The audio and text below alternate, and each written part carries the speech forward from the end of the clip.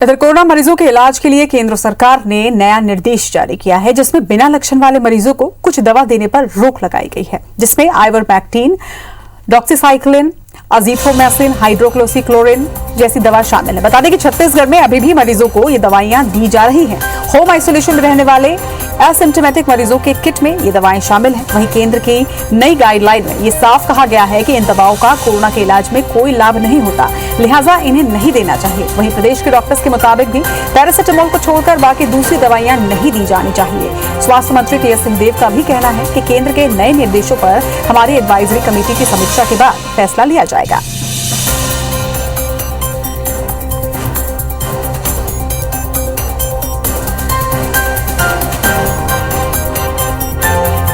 छत्तीसगढ़ में भी हम जो बहुत जल्दी ये पाएंगे कि यहाँ भी जो है गाइडलाइंस रिवाइज होंगी और जैसे जैसे हमारा ज्ञान बढ़ता जाएगा, हमारे में समझ आती जाएगी, हमारी रिविजन्स और भी होते जाएंगी। भविष्य में भी मेरे को लगता है कि ऐसे रिविजन्स होंगी। छत्तीसगढ़ में भी हम जो बहुत जल्दी ये पाएंगे कि यहाँ भी जो है गाइडलाइंस रिवाइज होंगी और जैसे जैसे हमारा ज्ञान बढ़ता जाएगा, हमारे में समझ आती जाएगी, हमारी रिविजन्स और भी होते जाएंगी। भविष्य में भी मेरे को लगता है कि ऐसे रिविजन्स होंगी।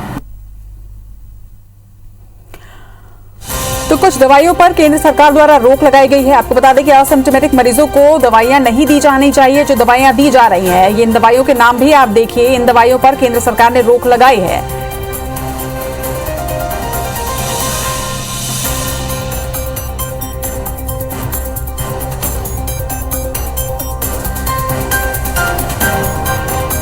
हालांकि स्वास्थ्य मंत्री का कहना है कि एडवाइजरी कमेटी फिलहाल निर्देशों की समीक्षा कर रही है, जिसके बाद फैसला लिया जाएगा। समीक्षा के बाद ही इस पर फैसला लिया जाएगा, ये कहना स्वास्थ्य मंत्री टी.एस. सिंहदेव का।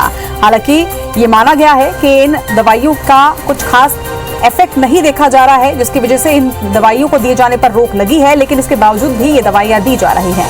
एडवाइजरी कमेटी निर्देशों की समीक्षा करेगी, ये कह रहे हैं स्वास्थ्य मंत्री टी.एस. सिंहदेव, जिसके बाद फैसला लिया जाएगा। कुछ दवाइयों पर केंद्र सरकार द्वारा नई गाइडलाइन के तहत रोक लगाई गई है। तो कोरोना के मरीजों के लिए केंद्र सरकार की एडवाइजरी है, सिम्प्टोमेटिक मरीजों को कुछ दवाइयां नहीं दी जाएंगी, जिनमें आइवरमैक्टिन, डॉक्सीसाइक्लिन, इसके साथ ही हाइड्रोक्लोरोक्विन पर भी रोक लगाई गई है। तो सिम्प्टोमेटिक मरीज और असिम्प्टोमेटिक मरीज दोनों की दिशा देखते हुए किस तरह से उन्हें कौन सी दवाइयां देनी है, इस पर केंद्र सरकार ने दिशा निर्देश जारी किया। क्या कुछ कहना है, ये भी आपको सुनवाते हैं।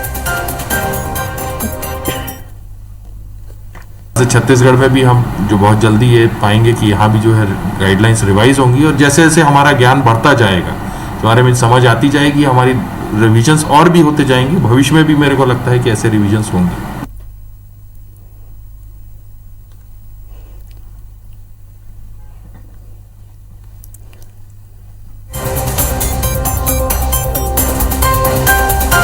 तो आपको बता दें कि डॉक्टरों का भी ये मानना है कि असिम्प्टोमेटिक मरीजों को पैरासिटामोल के अलावा कोई दूसरी दवाई देने की आवश्यकता नहीं है, लेकिन फिर भी दवाइयां कुछ जगहों पर दी जा रही हैं। ज्यादा जानकारी के साथ हमारे सहयोगी राजेश इस वक्त हमारे साथ जुड़ रहे हैं। राजेश, केंद्र सरकार के निर्देश के बावजूद भी कई जगहों पर दवाइयों को दिया जा रहा है।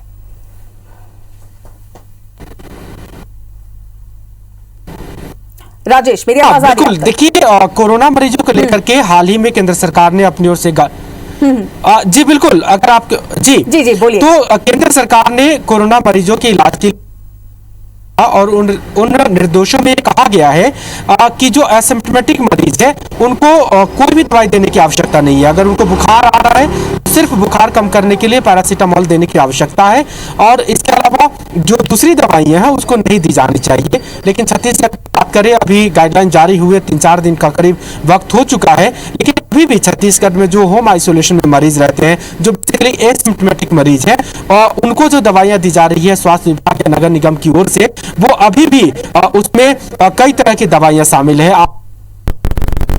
जी चलिए, कुछ तकनीकी खराबी की वजह से हमारे सहयोगी से संपर्क इस वक्त टूट गया है। आपको बता दें कि स्वास्थ्य मंत्री टी.एस. सिंहदेव का ये कहना है कि केंद्र सरकार द्वारा जो निर्देश दिए गए हैं उस पर समीक्षा की जा रही है। समीक्षा के बाद इस पर फैसला लिया जाएगा।